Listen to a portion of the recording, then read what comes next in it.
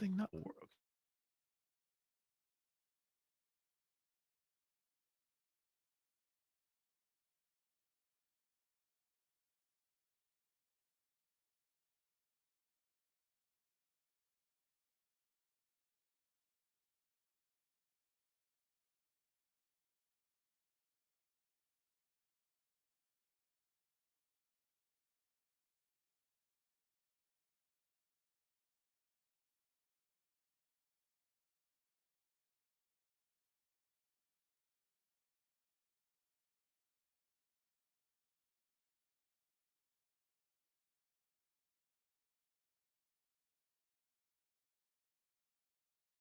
When I bet, I like getting something back, win or lose. That's why we're excited to announce our new partnership with Fanatic Sportsbook. It's the only sportsbook that gives you fan cash when you bet, win or lose. Use fan cash on all Knicks, NBA, or other fan gear, as well as bonus bets, collectibles, and more.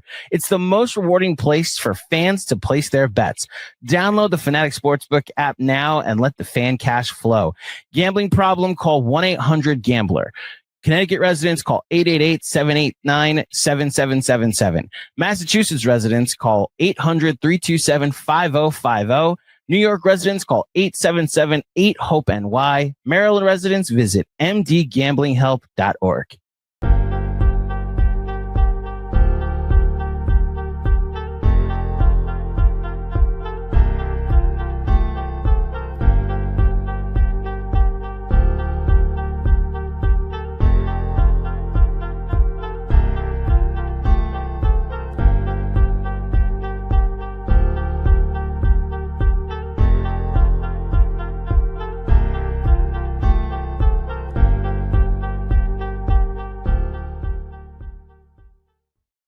What's really good, family? If you can hear the sound of my voice, that means you are tuned into the Casual Friday podcast on a Thursday with me, Jeff J, and your boy Shawn with a W. A lot of consonants with a couple of vowels in between, here to bring you the week that was and the week that will be in Knicks basketball.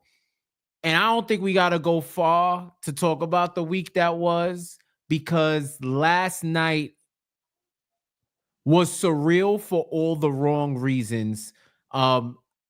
Keeping it 1,000, I told Shawn before this, I'm literally running on fumes right now. It took me a while to go to sleep last night. I had to be up early to do various things and work. And I'm not going through the motions. The motions are going through me right now, right? So the thing about this content creator game, this on-air personality game, this analyst game is you can't just show up when shit is good. You got to show up during the ebbs and when it's flowing. You feel me? And it would have been easy for me to be like, and actually they would have deserved it if I would have been like, yo, F this team. I'm going to catch up on some sleep. I'm going to finish up strong today. I'm going to watch possibly a couple of serious teams play tonight and call it a day. But Shawn, I'm here. We're here. We've been having like versions of these conversations throughout the day. So we bring it into the Casual Friday community. How are you, man? You know, I'm fine. And I'm fine because well, I'll say this. So Andrew GMAC hit us up this morning. We're like, yo, do you still want to do the show? I just, if you don't. And I said, yes, they want to do the show. And I'm fine. You know why? Because guess what, New York Knicks?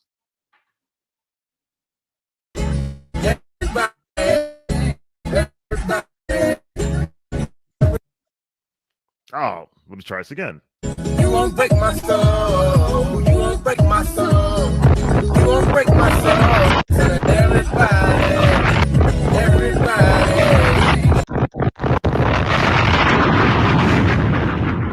The New York Knicks won't break my soul for two reasons. One, my favorite football team, Tottenham Hotspur Football Club, won the Europa League. Now, this is not the trophy, but this is a cup. This is a cup. It broke. I bought it from Tottenham. Has my S on it, whatever, right? And Tottenham Hotspur are the New York Knicks of European football. They haven't won the league since '61. They are the butt of every joke. Everyone makes jokes about them. Like the way the Knicks get bantered, that's how Tottenham get bantered. And the funny thing is, despite finishing 17th in the 8-team league, they won the Europa League yesterday. So after yesterday's game, after we started the playback, you know what I did, Jeff? I sat on my couch, opened Twitter, and I went to my On You Spurs Twitter list and just went all the way back to 5 p.m. and just scroll. Whatever the opposite of doom scrolling was, that's what I was doing. And I did that until 1:30 this morning. Whatever the opposite of scrolling, that's what I did. Number 2, why I'm fine is, unfortunately, I've been here before. And I know a lot of people are like, I can't deal with this. This is the worst thing ever. And I'm like, you know what? You merely adopted the dark. I was born in it. Because I saw 8 points in 9 seconds. I saw the Ewing finger roll. I saw Charles Smith, game 693. Smith stopped, Smith stripped. Smith stopped again. Yes. I'll never forget that. I saw John Starks not hit Patrick Ewing on the pick and roll in game 6, which would have tied game 6 94 finals. I saw John Starks go 2 for 18 in game 7. I've seen the Indiana Pacers win the Eastern Conference on their home court. I've seen all. John last night said this is the worst loss in franchise history. He might be right. It's clearly the top 5. But the key is it's one game. That's what you have to remind yourself. It's one game. Number 1. Number 2. Many of us who picked the Knicks to win the series, whether it was in 5 or 6 or 7, I think all of us knew. I know me and Jeff said this because we spoke about this. There's going to be one game that the team just tricks off. We knew there was going to be one. Ladies and gentlemen, here's the one.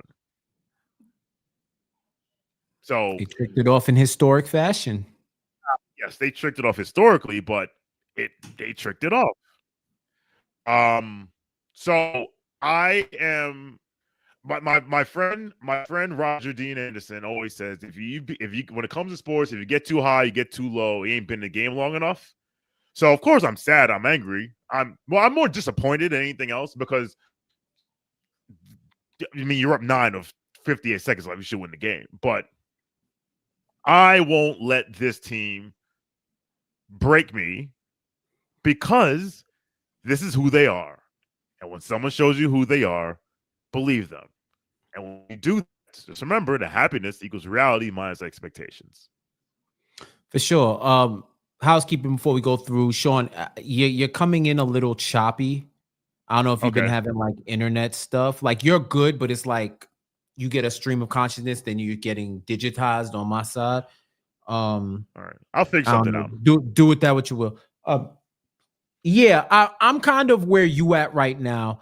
I said this was the most disappointing loss in my fandom of the Knicks. Like disappointing. I feel Macri in the moment saying that this was the worst loss in the history of the franchise. To that, I will say we literally lost 10% of the fan base and on the Ewing finger roll. Probably even more. Like when Ewing missed the finger roll, at least in New York, I knew of kids, I knew of adults that said, I'm done. I'm not rooting for the Knicks anymore. Off of that finger roll. I remember that. Like that is not apocryphal. I'm not making it up. and this isn't revisionist history. Folks left the fan base when Ewing missed the finger roll. And that was in game 7 with the chance to tie. And Ewing was killing in that game. Like to the point where you think it was quiet in the Garden in game 1, you could hear a pin drop in the Garden for game 7. So while this might have been one of the worst losses, I've seen worse. 8.9 seconds and the finger roll probably to me will always be on top, because yesterday was just stupid. It wasn't even sudden because we all saw it happening and no one decided to stop it. No one decided to stop it. And the comedy of errors that had to happen for the comeback to occur. Hallie gets that type of humble, it's not your night. You may not have been meant, you are getting punished by all types of fortune for not taking the last 2 minutes of that game seriously and tricking the game off. So I'll say that first. Second, I've gotten to the point where you could probably go back 3 or 4 casual shows with me and Shawn on it, where we have this same conversation over and over and over and over again about what is this team's identity? Who do they want to be? And I figured it out. Their identity is they're inconsistent. Their identity is, for some reason, how I was championing the Celtics having hoops hubris because of the 3-point shots and saying we're just going to beat you this way. They're on another side of hubris where they have an unearned arrogance about their position in the NBA and what they believe they can do to win games. They believe games are over when they're not. I just heard a quote from Mikal Bridges where he said he felt like folks, they relaxed. They relaxed. They said everybody's in high spirits still, but they felt like they relaxed. And this has happened too often. And to me, that's a failure of leadership. Straight failure of leadership. If y'all cannot stay focused for like 4 or 5 straight games, what are we doing here? So this is their identity. This is who they are. And I can't fully emotionally invest myself in a team that's going to fuck around like that, to be completely honest. It still hurts me as a fan, because we're going to be here before we were here before these guys were on the team. We'll be here after these guys move on. So it hurts me as a fan. It hurts me as a New Yorker. I thought this team was above historical nicking. I thought they redefined what it was, but they allowed themselves to add another bullet point to what that definition is. And that is where I think I'm more pissed more than anything, because this was so preventable and too many folks contributed to what we saw.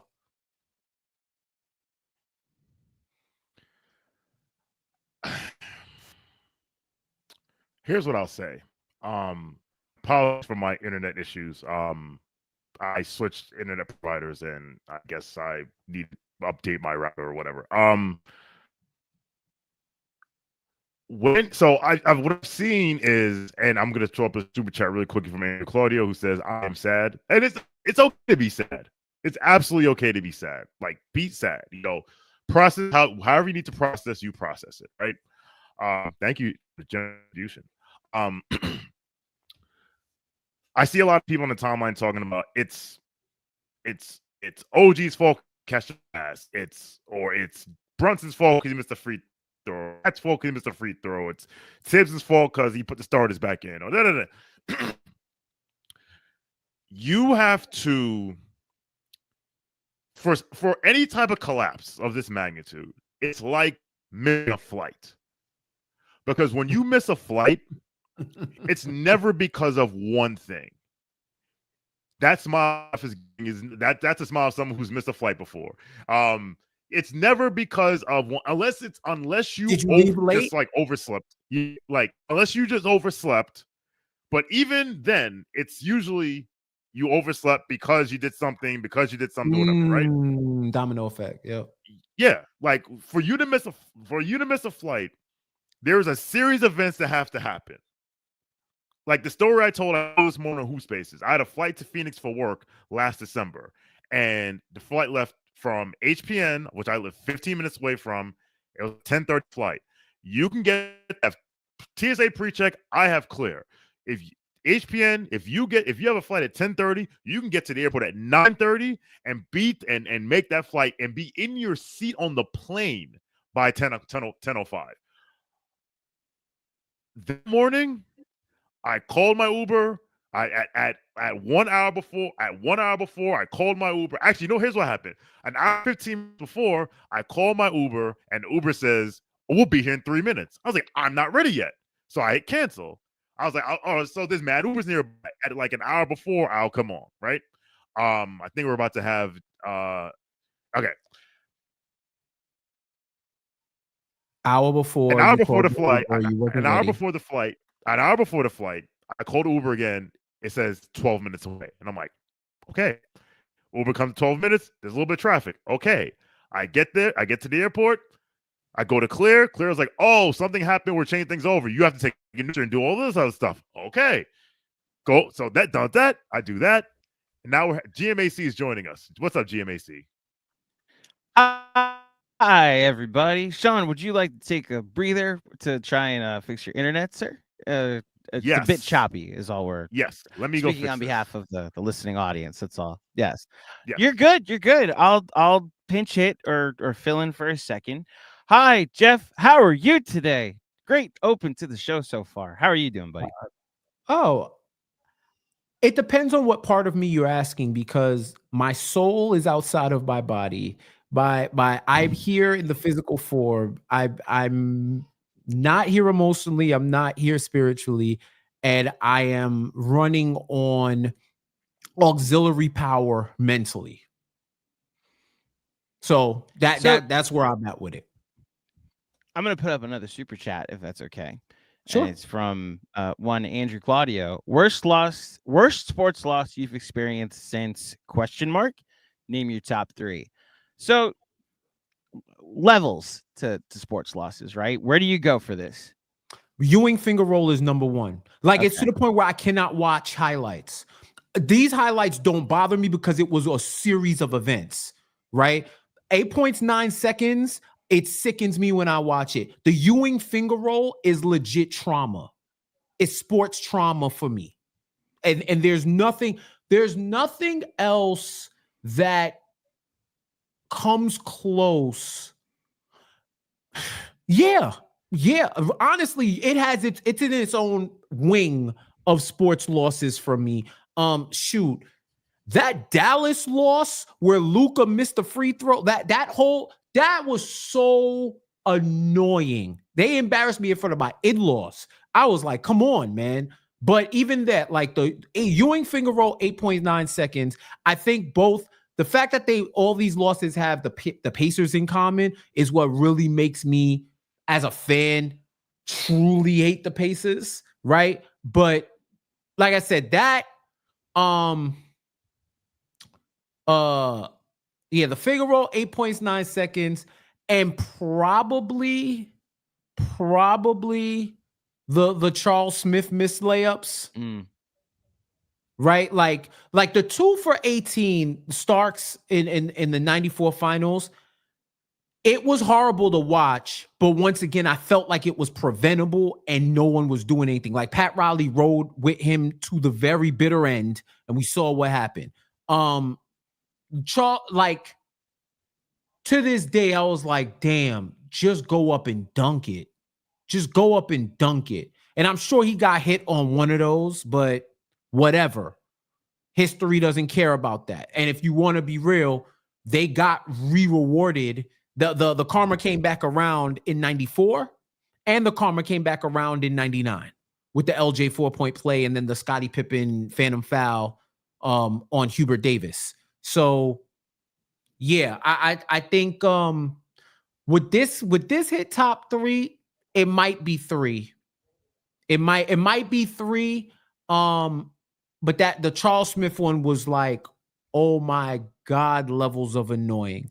And an honorable mention I would have is Pacers Heat Game 5 in 97 because of what resulted after that. You mean Knicks Heat 90? So Excuse that's me. Yes. When PJ Brown decided to hit Charlie Ward with the jackknife power bomb, and Patrick Ewing decided to put one toe on the court, and that's when the NBA wanted to be strict letter of the law, and the Knicks served as the cautionary tale so that when all future altercations happen in the NBA, now we have context and we don't want to ruin the games in the series by erroneously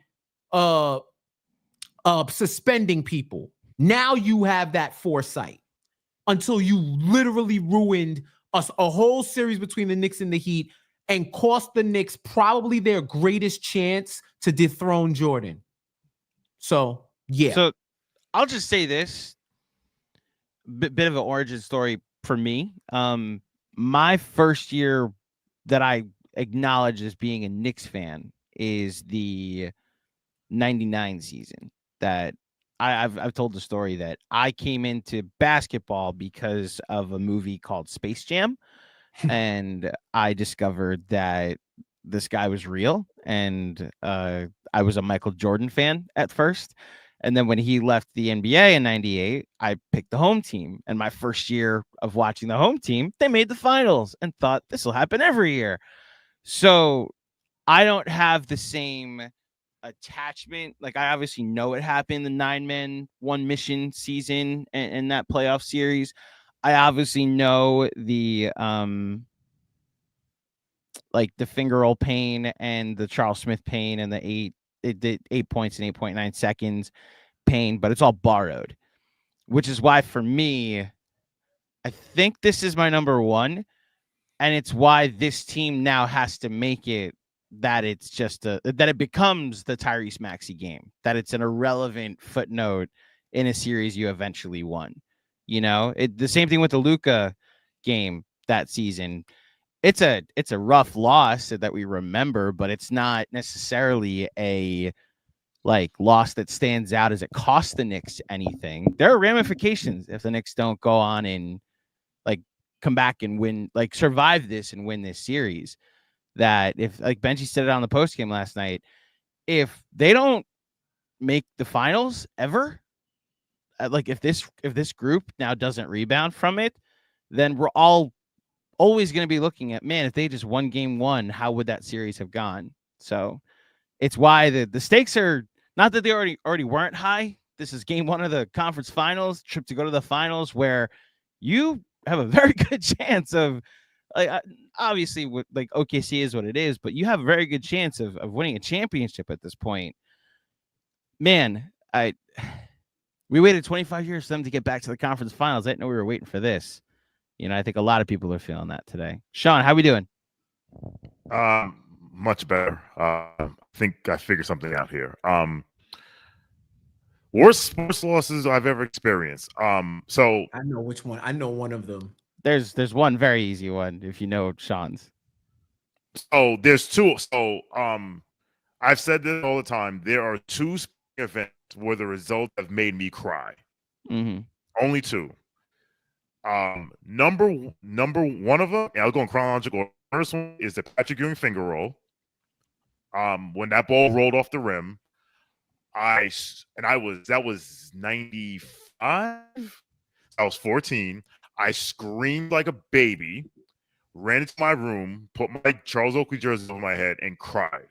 Mm-hmm. The other, and I was a grown man, and I don't care, and I do not care what you think, was the Billy Cundiff missed goal against the Patriots. That's the one. And the funny thing is, that was that game changed the way I watch sports, because after that game, because going into that game, I was like, all right, it's the Patriots on the road, you know, if we lose, and then Tom Brady threw a pick, and then like he threw a pick that Jimmy Smith, that like Bernard Pop, like one hand, and then Jimmy Smith caught, and then all the guardrails went out the window, and I was like, I was all in emotionally, and then, and funny thing is, later that day, like later that evening, I went to Harlem Tavern, and that was the day where a friend of mine told me, if you get too high or you get too low, you ain't been in the game long enough. So that game changed the way I watch sports forever. Number 3, actually, is the 2004 ALCS Game 7, because we got absolutely shellacked in Game 7. Yeah. I never, like, if I see Kevin Brown ever again, it's on site. Like, it's on site. So those are 3. So this is not in my top 3. But to your point, Andrew, they have to win this series, because if they don't win this series and don't win a championship, this will follow them to their grave. It'll be what they're known for, unfortunately. Yeah. Yeah. And they'll have no one to blame but themselves. Yeah. I regret to inform you, unless Jeff, you're not seeing what I'm seeing, that you're it's way better than it was before, but you're still cutting in and out. Yeah. Like, I don't know if you can hardwire in wherever your new modem is. That would probably be best. Because it's literally right over there. I came upstairs to. All right, I'll figure something out. You have the hardwire, unfortunately. So, no, I'll co-pilot.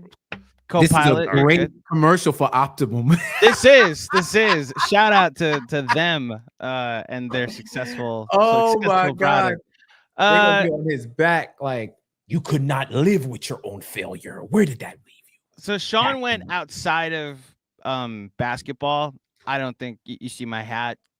The way you can't look at the Ewing finger roll is the same way I can't look at Carlos Beltran against Adam Wainwright ever. Like, Jeff, I've seen that strike 3 twice in my life. The moment it happened, and then I manned up and watched it in 2015 when the Mets went to the World Series again, and was like, I could watch this again, and realized I couldn't.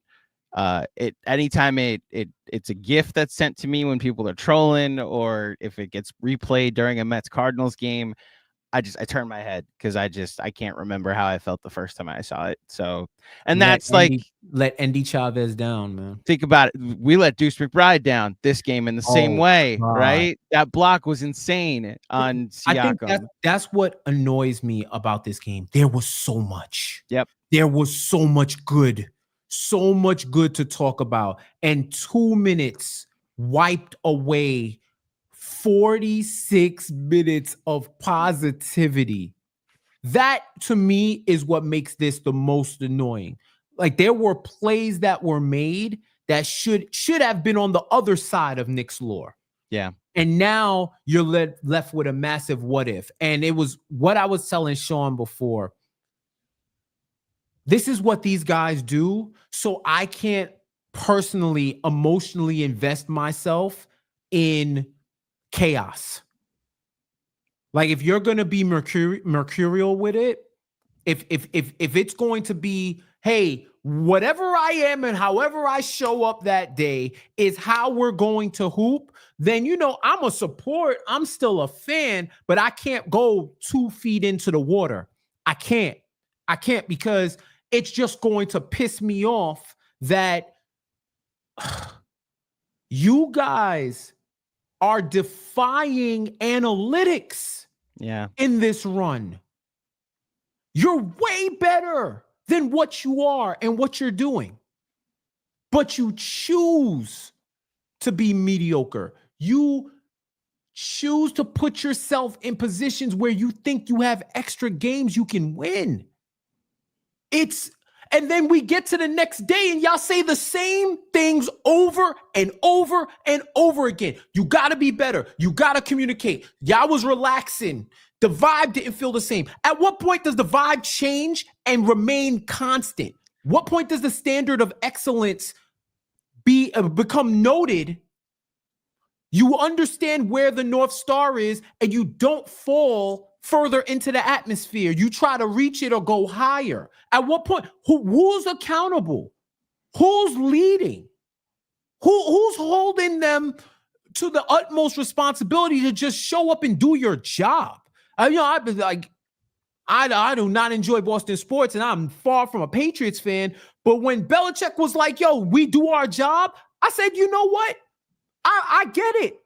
Because if everybody does their job, you win. If everybody does their job, you win. And it feels like too many times either people don't do their job or they don't know what the hell their job is. They don't know. And it continues to cost them, and they make it harder and harder on themselves. Because I don't know what you saw, Andrew. Mm-hmm.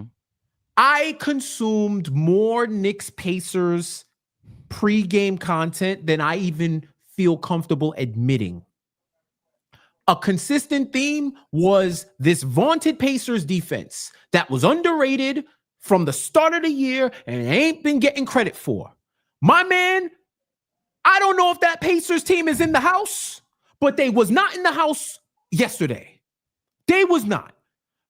For their 8 of 8 start, they were only up like 4 because the Knicks was getting whatever they want, and they just so happened to miss 2 more shots than the Pacers did in that opening quarter. Right. They were scorching in the first quarter, and the Knicks ended up leading by 2. They brought Mitch and Deuce in. Clamps were on. Lead was stretched. Same thing happened in the second half. Minute these starters get back in, there goes the rope. So many excellent things to do to talk about this team and talk about what they did. I still feel like after what I saw, the Pacers can't hold them. And I feel like, yes, the Knicks are healthier than any other team that they've seen. Yes, they're more dynamic scoring option than a more dynamic scoring team than any team that they saw. They are matchup nightmares for Indiana. Indiana's game plan of trying to wear you into the ground is what they have, along with their individual talent. But it ain't their defense. It's not. And it was, what was it, 131, 128 or something like that? The final? The final, right? Yeah, 138, 135. Yeah. Right. It was, but like both games in the 130s. Yeah. 135 points in regulation plus overtime. They scored 123. It should have been over. Like, This is what pisses me off about the game, because you get that game. Maybe the Pacers come back and they win a tough game too. All right, cool. I chalked up that they were going to get at least one. They shouldn't have got that one. Well, so there's 2 elements at play here that I'll respond to. The first one, Jeff, is that, like, the anatomy of a comeback, literally one thing doesn't happen. Cat hits 2 free throws, right? Like, Jalen just runs the clock out, doesn't try to pass to OG, just dribble around for 24 seconds, let them foul you. Maybe you hit 2 free throws, you're up 7, instead of inexplicably trying to pass to OG. They call the foul on Siakam because he's grabbing OG's shirt instead. Or you could go the other way and say Nesmith goes 5 of 6 from 3. Like, there's all these other margins. The Knicks missed 12 free throws last night, that if one thing happens, the Knicks probably win the game. And all these perfect things had to help to this comeback. The other thing is, I mean, you put this in the faculty chat, and while I don't know if last night is a prime example for the starting lineup not working, it's just so poetic that this starting lineup that's been aggressively mediocre is then aggressively historically bad in the worst possible time, that this collapse happens when you put the starting 5 back in. And while it's not like a product of the starting 5 being mediocre that they blew the lead, like, again, 14 different things had to happen. It's fitting that they were in as that lead was blown. So speaking of the starting 5, Riyad Rahim with a super chat. What do we make of the OG Cat bench dust up? What do you got? Basketball. Competition, competitors competing.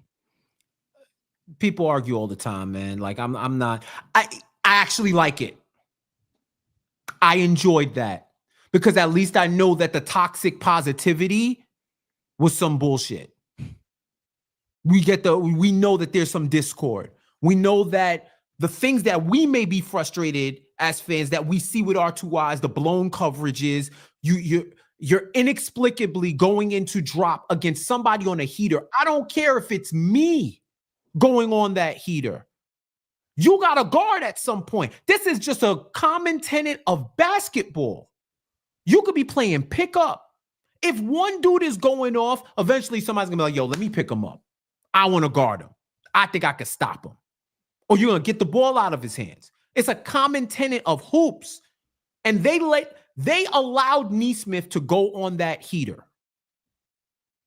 It's just super frustrating. So if they're frustrated about it and they're talking to each other and they're having words, okay, figure it out, guys. Figure it out. Bring the Game 6 Knicks back for 48 minutes. Get that Game 2 win. Go into an Indiana and close them out in 5. Man. Do that. Do that. And we are recorded. Maybe somebody's watching this 50 years from now with a projector screen or some type of neural implant. And I'm a man of my word, people in the year 2075. They do that. They win 4 straight. I will not bring up Game 1 again. It'll live in infamy, right. But I will not bring it up again. I won't bring it up again because y'all handled your business. Straight up. That's what it's going to take to wipe. Like, they have to win this series, but if they command, like they take command the way I think they can take command in their series for 4 games, I won't speak on it. And on the same token, if y'all gonna be giving it up this filthy, maybe you do let the Pacers take their shot at the title. Because I wouldn't want you to go to the finals just to smoke it. Competitor in me says, if you're gonna lose in the playoffs, you might as well lose in the championship game. That's an accomplishment. You make it to the finals, you do that, you have something to look forward to. But the way you looking at it, if y'all not gonna take it serious, let a serious team try. Yeah. Because that's what it's looking like right now. And they earned every single bit of slander that they commanded, that they received today. They earned it. They earned it, yo. And you know the annoying part, Jeff, like, what was it, 2 Casual Fridays ago that you guys did? That it was like finally positive vibes after Game 2 against Boston, right? Mm-hmm. And the theme that you guys talked about regarding, like, finally this team is serious. And every single time we're on here, we're talking about how unserious this is. And I heard what you said before. This team's identity is inconsistency. Yep. And it's crazy that this team, and I was talking to, I'll shout it out. I was talking to Fred Katz and Chris Herring, because Chris Herring was Fred Katz's guest today on Katz and Shoot. Like, there's only 2 possible ways this can go now. They're probably either going to win the next 8 in a row. Like, this is the thing, the last bit of nonsense that they had to get out, or they're going to lose their next 3. And this was like the beginning of the end of this group. Finally, the rubber band ball exploding and it spontaneously combust. They struggle with prosperity, man. They just, like, to the question that Riyad Raheem asked about the cat OG dust up. I agree, it's good. Like, I in the teams that I've ever played on, that type of passion and energy actually motivates you, because you know at least someone else is in the fire with me.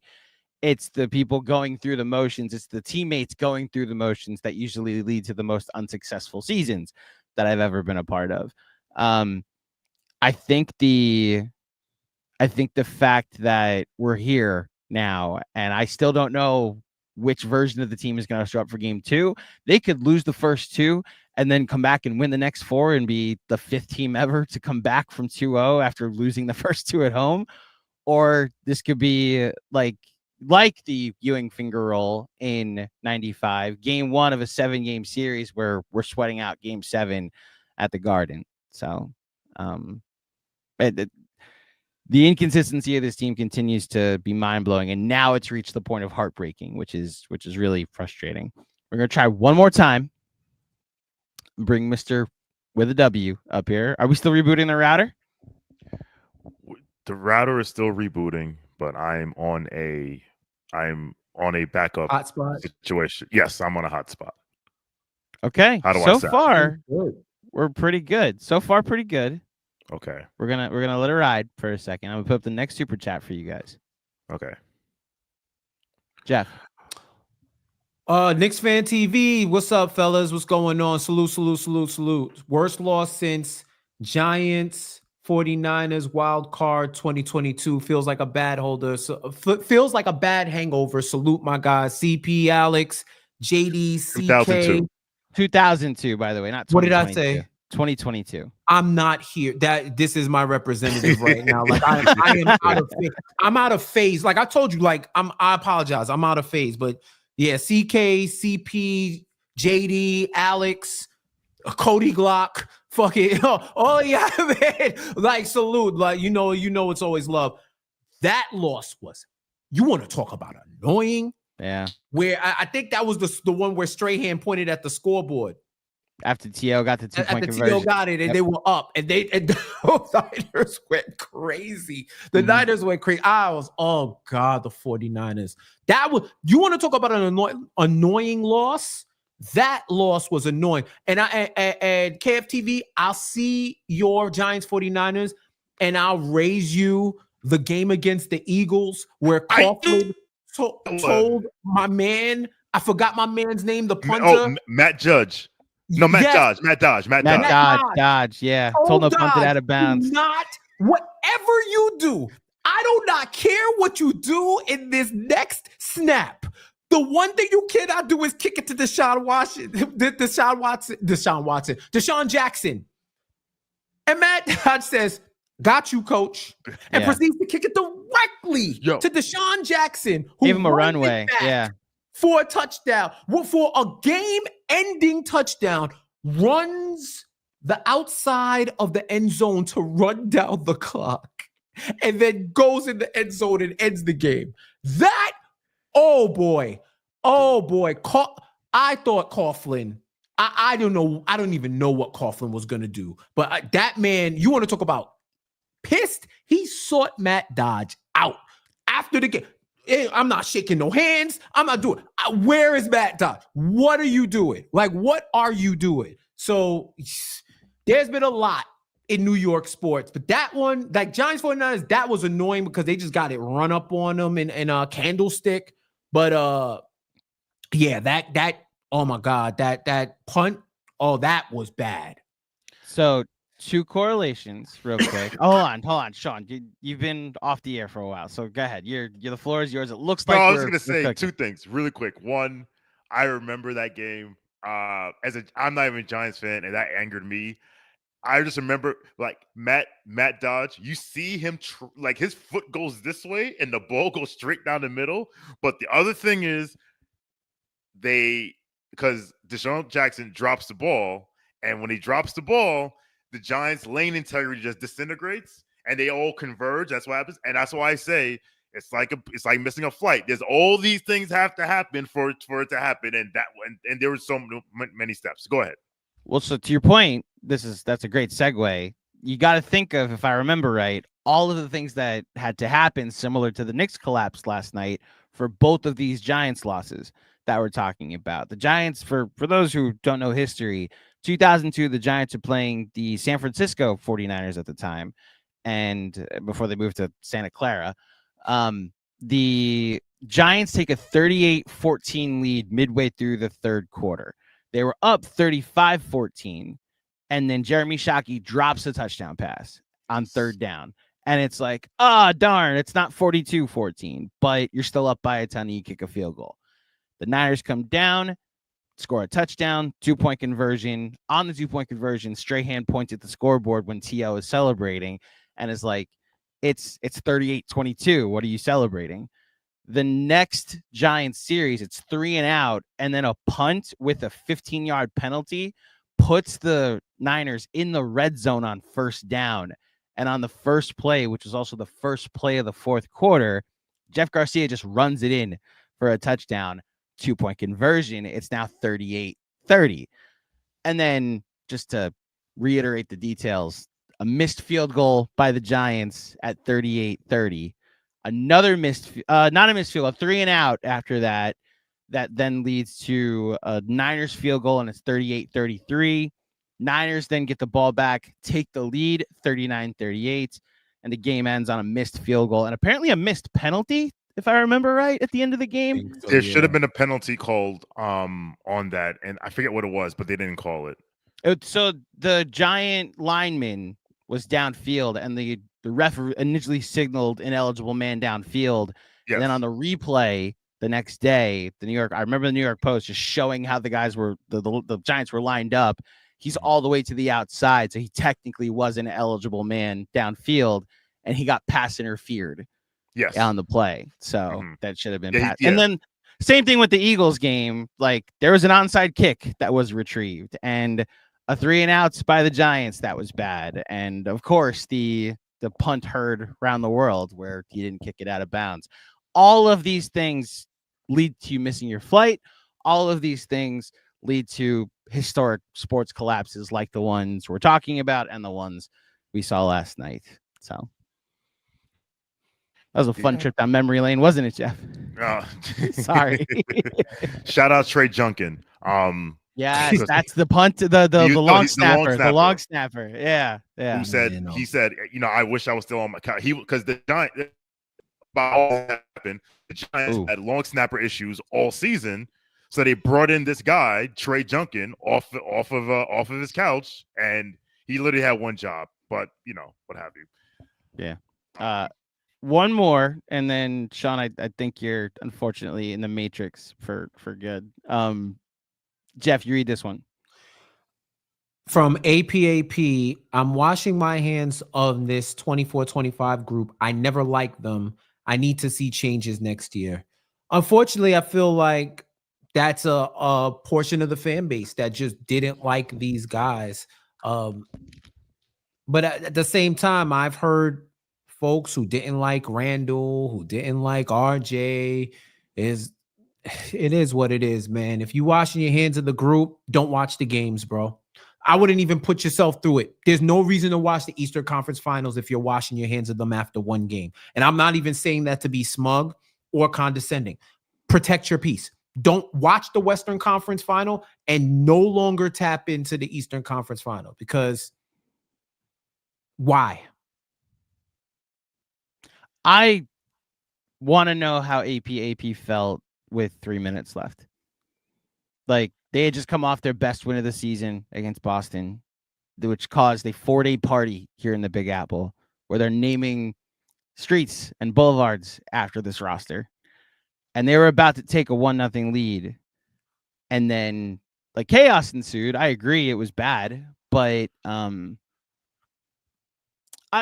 with Jeff. If you don't believe in this team, then by all means, there are plenty of other things to do with your time. And if this isn't rewarding you, like, at the end of the day, this is sports. We're here to fill our free time, be distracted by the real world. So I get it.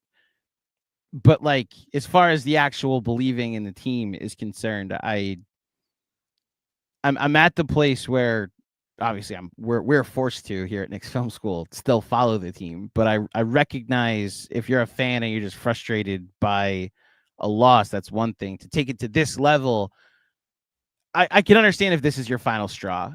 I would just, if they do turn this around and go to the finals and do something special, I hope you didn't give up too quickly, would be all I'd say. But I recognize these are the decisions we have to make. And maybe that release allows you to watch it a little less biasedly. And if they do some fuck shit again, the rest of the playoffs, it doesn't impact you as harshly as it could. 100%. And I'm just, my accountability levels are rapidly increasing for this team. There's no more leeway on my side. There's no more benefit of the doubt. And there's baseline grace. No more extended grace. Mitchell Robinson, you in there to grab rebounds. You let Obi Toppin catch a tip dunk to put them up 3. Y'all don't want it. Y'all refused to box out. OG, why are you playing whatever that was? Because it wasn't drop. You fell.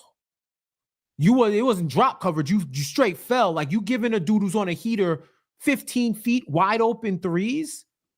Like, what are we talking about here? Captain Brunson? Yeah. Captain Brunson. At what point will you self-regulate and stop taking certain matchups so personally that you take the rest of the team out of the game, especially in a game where y'all are holding on to win and trying to stop an avalanche? I know Neesmith is beating your ass every time. Get the rest of the squad involved. Work on it. We don't need Captain Clutch when it's not clutch time. We might need Captain Game Manager. We might need the facilitating Falcon. That's what we may need. We need a captain. We need a leader. Yeah. I'm sorry. I've seen so much, and this is the thing that pisses me off about losses like this, is the fact that there is so much stupid and annoying commentary around. Like, we're debating whether or not Brunson should have threw that pass, and some people are on the fence saying, oh, well, you get the points, they scoring points, blah, blah, blah. He had the ball with 32 seconds left, the Knicks up 5, 22 seconds on the shot clock. You pull that rock out, and you force the Pacers to play your game. Make your decision. Oh, and by the way, there's been so much smoke for OG not catching that pass that folks are acting like that was a good pass. Yeah. He spiked the ball. It was almost as if he was trying to do like a trick pass to have OG dunk it off the bounce, like a slam dunk contest. That was a horrible pass. If you're going to pass it, throw a chest pass so he can rise up and dunk it quickly, or fake Pascal into the air and possibly bring it out if he doesn't got the shot. That was a horrible pass. You know what was crazy about this game? What's up? In that final 3-4 minutes, you know how we've been saying how the Knicks have adopted the best out of their series thus far? They showed the resilience against the Celtics, being able to come back from 20 plus points and double digits. With the Pistons, they were able to reach a level of physicality and toughness that they're able to impose now on their opponents. It's like they've taken the best characteristics from those series, added it to their game to make them a better team. In this game, that last 3 or 4 minutes, they took the worst qualities of their opponents and applied it to that game. There was no reason for them threes. Even when Brunson hit that first one, I was like, I don't know if we need that. And we were on playback. It's kind of like, maybe we don't need to take those threes. I don't know why we're trying to go band for band with them. All we got to do is just keep scoring and kill clock. That didn't happen. I felt like they forgot their defensive principles from Boston. I feel like they weren't as tough as they were against the Pistons in those final few minutes. You literally forgot your training. Literally forgot your training. And that happened within 4 minutes. Like, how do you lose mental focus? And I do not believe it was fatigue, because this was systemic. So this is the type of stuff that annoys me. I can understand why AP says, yo, I'm good, because it's annoying, bro. It's absolutely annoying. And at this point, it's unacceptable. You're in the Eastern Conference Finals. The margin for error is razor thin at this point. You either show up every game like you are a championship squad or with that championship medal, and you force the Pacers to beat you in a game, you don't beat yourself, or just let them sweep you and go start your season and let them detonate this version of the Knicks and get people in here who is going to actually elevate this team to where they really can be. That's what it is at this point. So 2 more from AP. Thank you for the super chats, my friend. Man, I couldn't sleep all night. I haven't seen something like this in 30 years. They are clumsy. They constantly play from behind. Whenever I watch, they play like shit. I don't even watch them on TV. And then one more. Yeah, we did it to the Celtics, but you know what? They have their ring already. They're good for the next decade.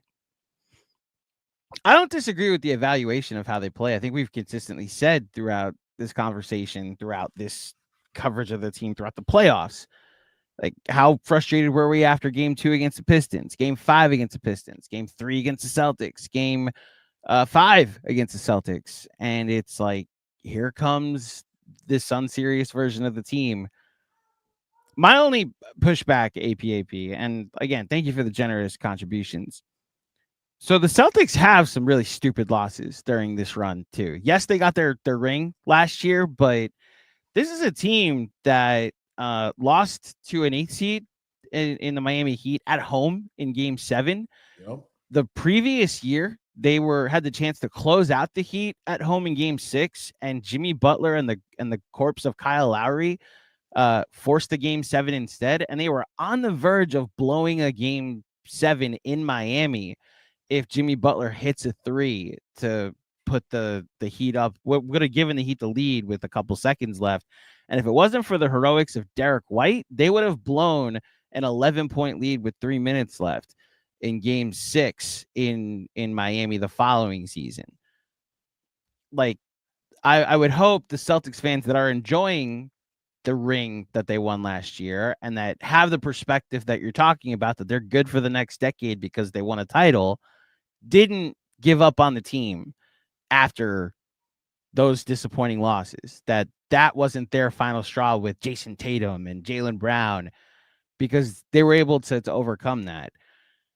It's going to be interesting to see how this team overcomes this, but this is their fight to now go 12 rounds through, and they're hill to climb. And look, I as Jeff said, protect your peace. If this was your final straw, by all means, man.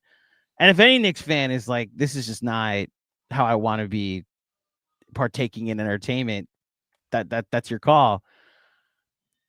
It's not got to win 4.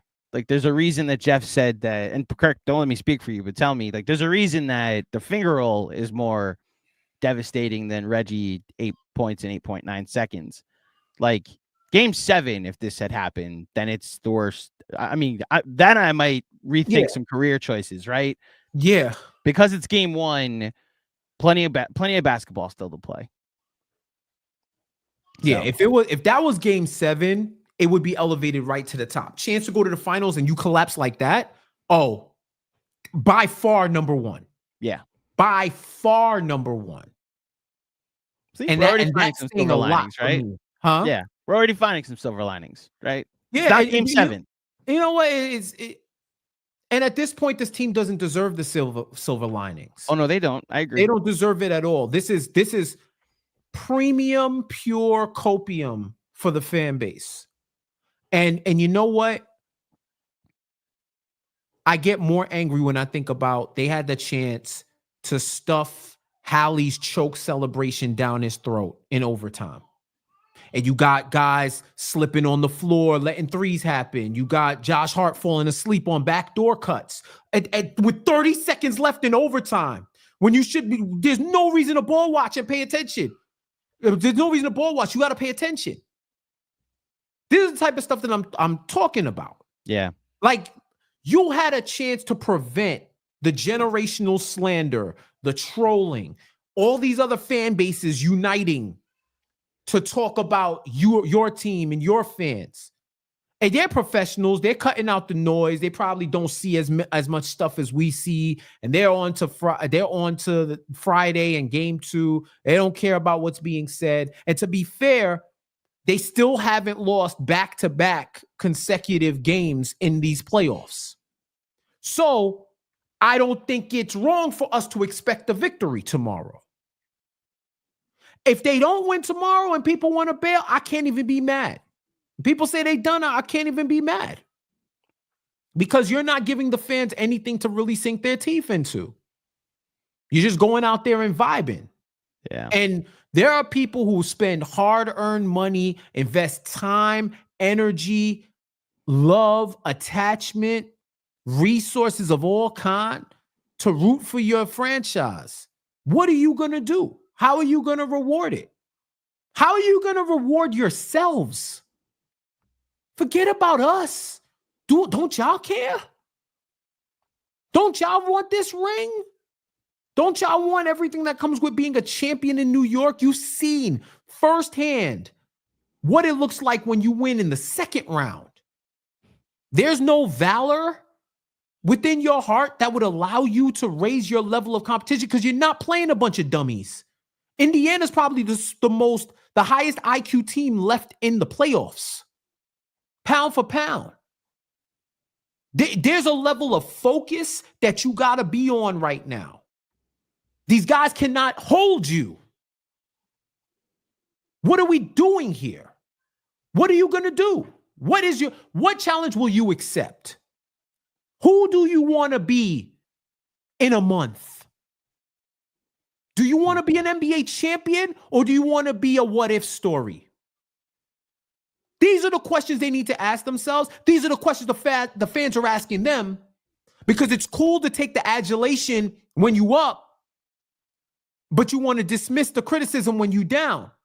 Now it's about tuning out the noise. At some point, though, your noise-canceling headphones will not be able to shut out what's being said about you, what's being said about this city, what's being said about this franchise. So what is it? Why don't you not act like yourselves? And maybe we'll see 4 straight wins.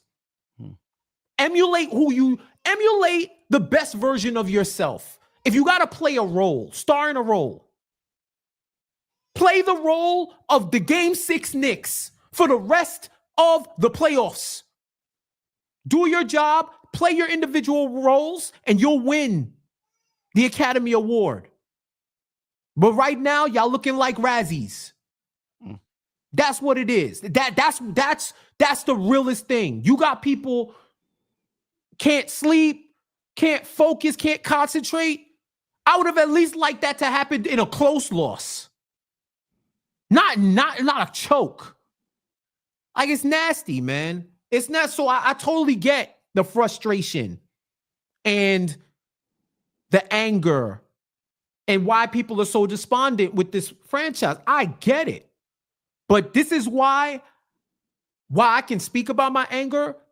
I'm not as emotionally linked, because I know it's on them at this point. Yeah. We've done our job. We've been the shield for you. Now what are y'all gonna do? So 2 quick super chats. One more from APAP. I've been watching since the 1990-91 that season. One title is good for a lifetime, at least for me. Same. I agree. Same. I agree. If they win a title, I'll be happy with this franchise forever. I would ask, you win the title this year, give me a strong defense. Next year, I'll take back-to-back. Mm-hmm. I'm not saying I'm not going to aim lower, but defend your title. Defend your title well. You get us one, immortality indeed waits for you. Another one from APAP. Just a comment on you should read this one, Jeff. Oh, my friend, get in that locker room, preach. They'll kick my ass out, man. They don't want to hear from me. They're going to be like, what the hell have you done in your life? But maybe they do need to hear from real New Yorkers. You know what you haven't done, Jeff, is blow a 14-point lead with 2 minutes and 50 seconds in a basketball game. I have not. And I can say that no team I've ever been a part of has smoked a lead like that. Nope. Can't save mine either. Yeah. And then last one from Riyad Raheem. Knicks in 5, fellas. Positive vibe manifestations. I'd love for that to happen. But you know what? Here's some positive vibe manifestations. We felt like this after every loss in this playoff. Bingo. Every loss has been like feeling. Everything is wrong. The sky has fallen. Now, this is the closest I think I've ever felt to like. Oh no! A piece of the sky hit me in the head. That's right. Like, is that a cloud? Wait a minute. By a cloud. It's like Mario Brothers. I got bonked in the head by a turtle flying a cloud. Yeah, the ebbs and flows of a playoff series do cause people to overreact and not properly process that it's first to 4. And when you're seeing a team as many times as you do over a 7-game series, things happen over that course. And so winning 4 games against a team in the course of 7 is just a difficult thing mathematically to do, obviously. But because of the repetition and the lack of by the 5th game, you know everything they're gonna do. It's just how well can you stop it? How well can they execute? Well, game 1 to go like this is the closest I've ever seen to the whole series now shifts because of 3 minutes. This went from they can't a pretty weird game from Carlisle. We saw Cat being guarded by a center the entire time. They guarded Josh Hart like he was a shooter, and it's why the offense opened up the way it did. The Knicks were able to get away playing 7.5 guys despite the pace, and took advantage of non-Brunson minutes in the 4th quarter that turned a 2-point lead into a 16-point lead. So they were on their way to a very encouraging game 1 victory, and now they got to win 5 out of 7. Like we were texting about this last night. They blew one that they should have won and had won with 2 minutes, 35 seconds of execution. And now they have to put together 4 more 48-minute performances. Yep. And you know what? The challenge that they face now. They just got to win 4 more, because I think asking for 48-minute performances is too much for them. They just got to win 4 more at this point. You know what I'm saying? And then in that, they have to overcome history, because in the history of this franchise, they've never won a playoff series after losing game 1 at home, I believe. I think that's the stat that I saw. It was either game 1. Thibodeau has never won a playoff series where he's lost the first game. They've broken history already with the first trip to the ECF in 25 years. So now you're literally going to have to. This was going to be a historic playoff run one way or another. Now it's certified. You have to defy what's come before you to build what's going to be tomorrow. So we'll see, man. We'll see. But they're going to have to get it together. There's too many things. This team has literally defied analytics and spreadsheets. The starters were minus 16 in a game they were leading by 14 with 2 minutes to go. By 9 with 59 seconds to go. The starters were minus 16, which means that they went plus 30 because they overcame the 16 plus going on whatever runs to get the double-digit lead. They've literally had to overcome inefficiency despite themselves to win this whole playoff run. It's baffling, bro. Yeah, it's similar to the first Randall year with the We Here season, where that starting lineup had a net rating of 2, but the whole point of that team was Tibbs had this starting 5 that just had to play even, and then this blitz unit, this bench unit that blitz teams with Derrick Rose and Obi Toppin and Quickly and Burks and that was Nerlens Noel or Taj at the time. And the thought was that I'm gonna use my starters to build my margin, use my starters to play even, and use my bench to build a margin. And I think he's kind of doing that with this this playoff run, where I just need my starters to play even. They haven't, as we've talked about consistently throughout these playoffs. And then when Mitch and Deuce come in, that's where I'll build my margin. And it's gotten him to the conference finals. And like you said, it got him to a 14-point lead with 2.5 minutes left. So, look, they have they're going to have to make history. Unfortunately, if they don't, they will have repeated it in the most heartbreaking fashion. Yeah. So I think Shawn is back out of the Matrix. Let's see. How you doing? I think we're okay. I think I figured some things out. Oh, okay. Yes. Do you have any we final on the 5 thoughts? gigahertz band? We on the 5 gigahertz band? Do you know that's actually what I did? Yep. What? He switched bands on his Wi-Fi router. All right. I switched from one company to another. I'm not gonna name any names because I'm not cutting any checks. And it was that I switched to the 5 gigahertz band instead of 2.4, and now everything is fine. So that's my fault. Is everything fine?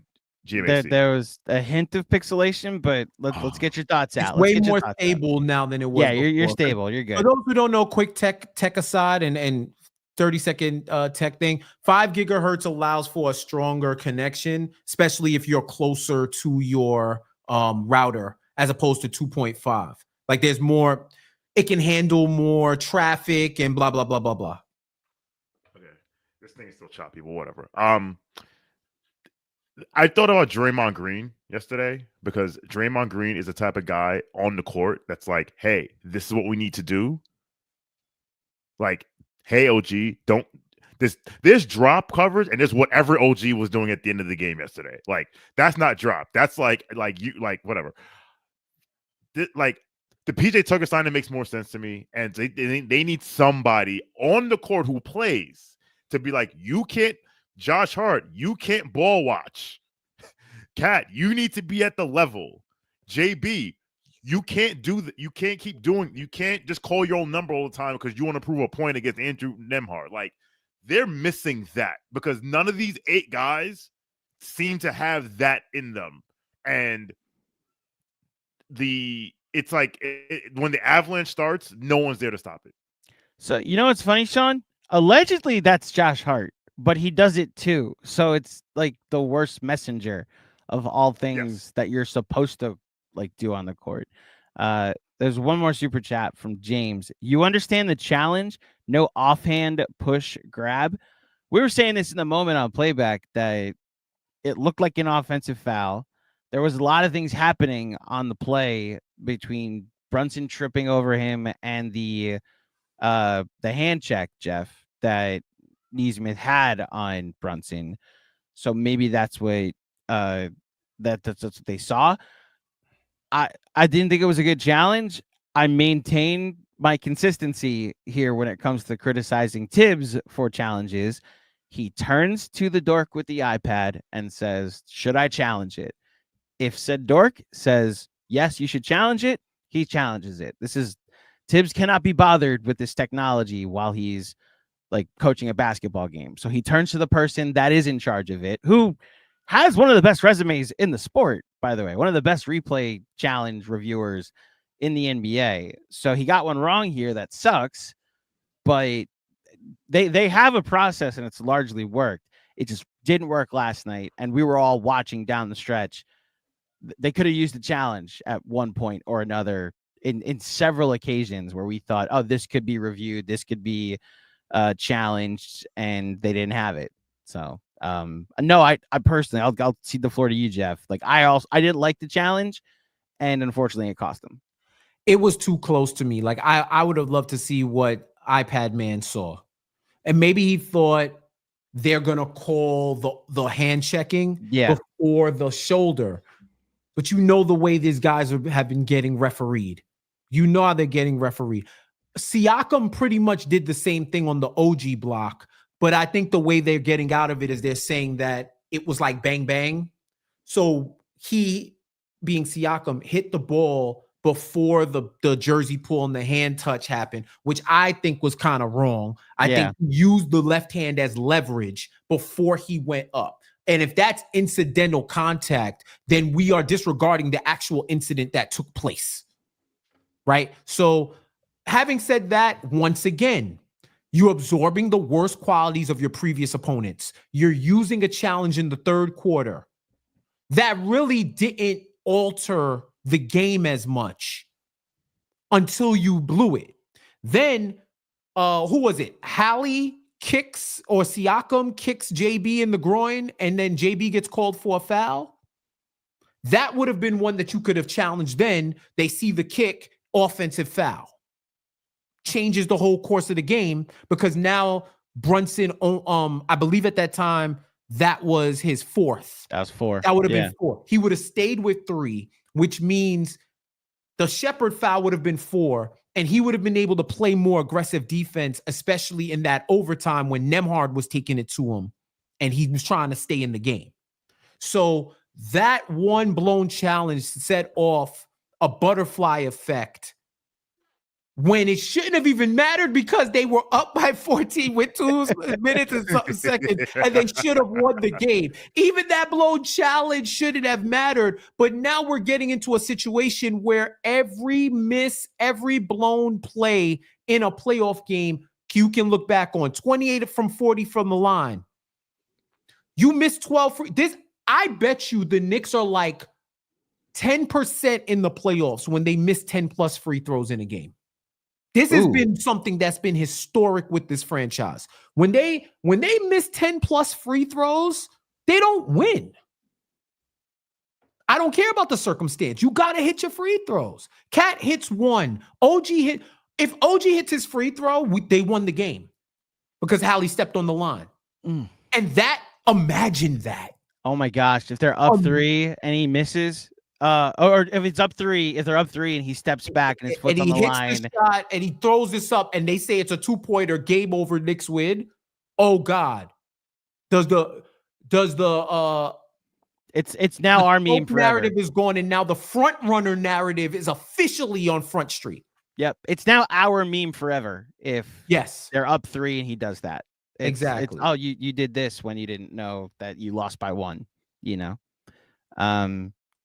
Thank you for the generosity, everybody, for Casual Thursday. Jason M, the super chat. This is you, Jeff. I think Tibbs coached an excellent game in the second half, and the players let him down. OG defensively and JB offensively are the players I trust most. Those are the players that let him down. And Josh Hart. So Josh Hart in particular, because the trust he puts in Josh Hart, that Siakam foul and then getting lost on back cuts in overtime. Like, now I will say, unsung hero, because it always goes unsung when this happens. So they're down 3, 138, 135, right? Brunson takes the 3, air balls.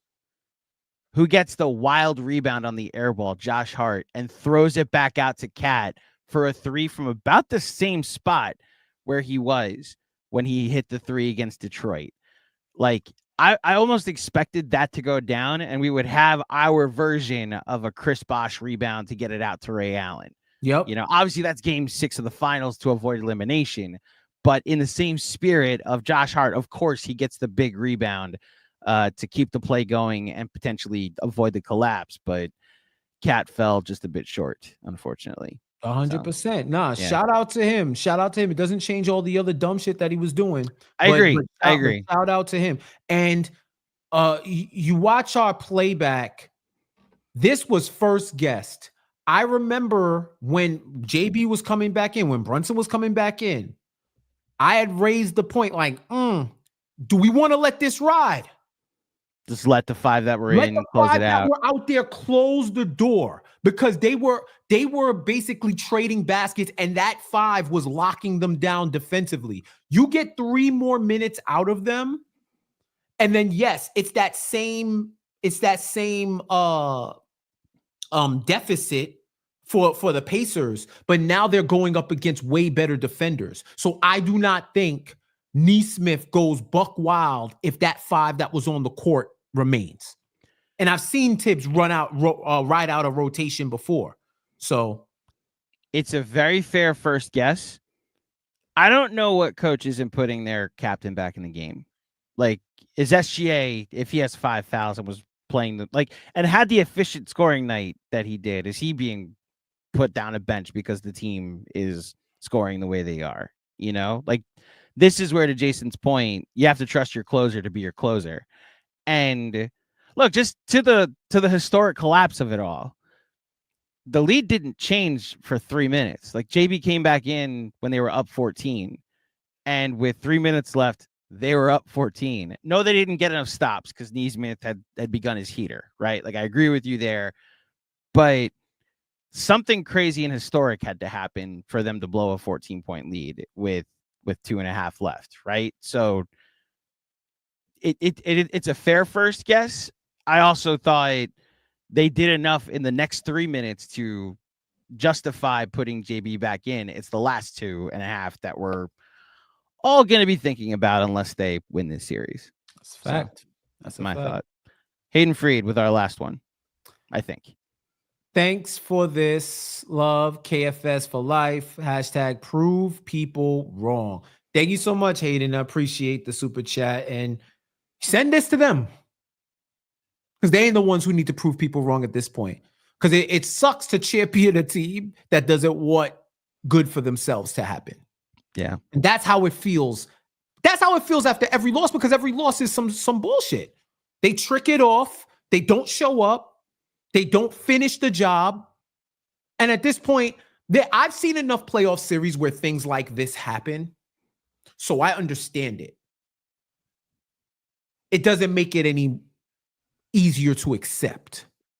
So I don't know, man. I don't know. They that's what they got to do.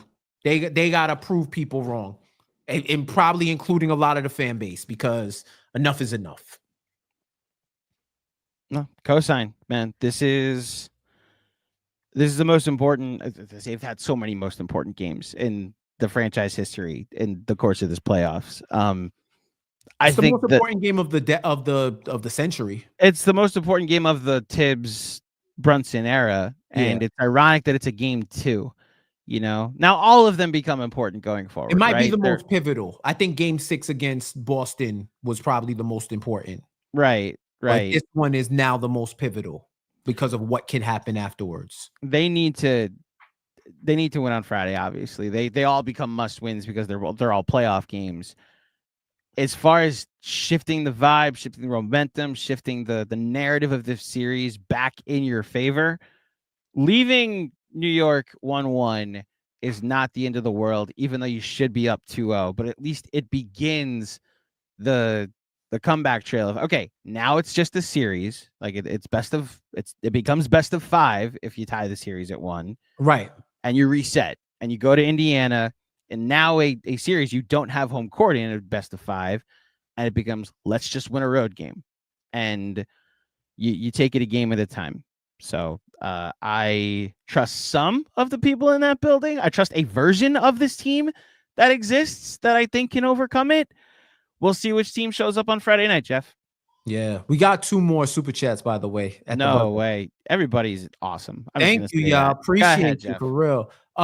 Jay, the 34 seconds left with 24 on the shot clock, inbounding from sideline, and the JB pass to OG and the miscatch is crazy in retrospect. Yeah, we talked about it. I thought the pass was crazy.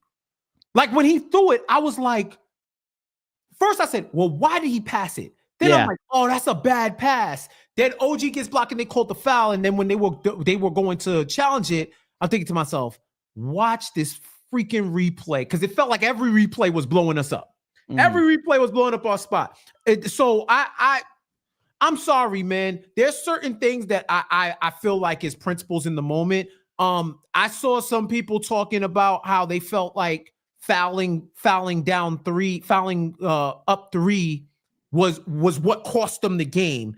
And I respectfully disagree with that.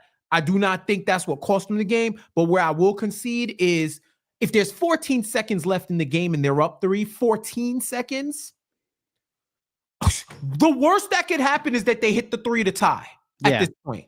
But if they hit it with enough time left, you got Captain Clutch, and you see what happens. So I don't know, man. There's so many theories, so many woulda, coulda, shouldas, but we should not be talking about this because they were up by 14 with like 2 something to go, and they could not close it out. The play that Jay is referencing here, like, they're up 5. Jalen Brunson has the ball. Have you rewatched this? Yes. Okay. So the lane to the 3-point line is wide open. All he has to do is dribble out, and he can just like okay, they foul you. Like, say they chase you. 10 seconds run off the clock. You hit 2 free throws. You're up 7, and then Nesmith can come down and hit another 3 if he wants to, and then you still have a timeout. But like the calculus all changed after that turnover. So this is where this to me is, yes, it's crazy in retrospect. It's also the pivotal moment in the comeback / collapse that I started to think, oh, they might blow this. And then some missed free throws and some crazy bounces and horrible, man. The crazy. Have you seen the front angle of Halliburton's 2 3-pointer to tie it that shows Mikal dislodging the ball from him. So he does knock it loose, which is why Mikal goes flying, and then Halliburton regains the handle and then takes it behind the 3-point line. Again, 14, 15 things had to happen for this craziness to happen. And unfortunately, they all happened. I don't know why he doesn't. He's an Eagles fan. You know, to run the ball out. That's literally what your offense does all the time. So, yeah. Jessica Elsner, thank you for the super chat. Don't do me no favor. I don't know karate, but I know Frazier. James Brown, the payback. Let's hope they come in Friday. Seriously pissed off. Let's go Knicks. I mean, that has been their MO for this entire playoff run. After a loss, they get it together and pull it out. I would love for that. I would love for that to repeat itself. Honestly, after what happened on Wednesday, I accept nothing less than what we saw in Game 6. That is the North Star. If you cannot at least reach 90% of that for a complete game, what are we doing here? You've already shown us that you're capable. I have to see the Pacers impose their will to a point where I'm like, oh, well, that was just a game that they, you couldn't do nothing about. That's the only way where I'm looking at it and I'm saying, okay, yeah, they got that one. Other than that, if you play the way you played against Boston in Game 6, not even so much with like, are you hitting every shot? Just the intensity, the intelligence, and the connectivity, the sharpness, the precision, the sky's the limit. So hopefully they can get there. do you remember Game 2 against the Pacers in '95 after the Reggie Miller game? The Reggie Miller 8 points in 8.9 seconds game? I believe. I think they came back strong and won that one. Blew them out the next game. Yeah. Staring at the line score now, the Pacers, a different era, Jeff. The Pacers scored 27 points in the second half. Mm-hmm. Back then, that's like a 30-point half or 40-point. Right. So they won 96-77, Mm-hmm. which to today's era is probably adjusted for inflation to like a 35-point win. Right. Blow them out on Friday, reinsert your dominance, and then we can go into Indiana and saying, of the 96 minutes of regulation that have been played, we've largely looked like and dominated 94 of them. And that's how you reset the series into a best of 5. That's a formula as far as I'm concerned. I like it. Let's see if they do it. That's the hardest part. Yeah. My guy, GMAC, thank you so much for pinch hitting in this role. Shout out to Shawn. No Wi-Fi form against you shall prosper. So still you rise. So rise above the digital hating that your modem was doing to you. Thank you for tuning in. This has been Casual Friday on a Thursday. Knicks Film School YouTube channel. Like this video, subscribe, share it with your folks that love the Knicks, love talking about the NBA. We also have a Patreon where you can sign up for more exclusive content, including X's and O's talks from Benji and Deej, town halls with the KFS community, and a whole bunch more, multiple tiers. Check that out. And also subscribe to the Knicks Film School newsletter. Jonathan Macri every day is giving you some heat about the Knicks and their current situations and his thoughts. So you got tons of ways to connect with us, and we hope that you choose all of them because we got a lot of cool things coming out of here, all right? So that's Casual Friday, Knicks Film School. That is GMAC. I'm Jeff J. You are amazing. Let's fucking win on Friday. Enough is enough, guys. Enough is enough. Let's win on Friday. We'll talk to you soon. Hopefully we talk to you next week. Hey, hopefully next week we're talking about the Knicks in the NBA Finals. How about that? Hell yeah, because that's right before Game 6, right after Game 5. So hopefully they won the next 4. Hopefully they win the next 4. We're talking about the Knicks in the NBA Finals or on the verge. All right. Talk to you soon, y'all. Later.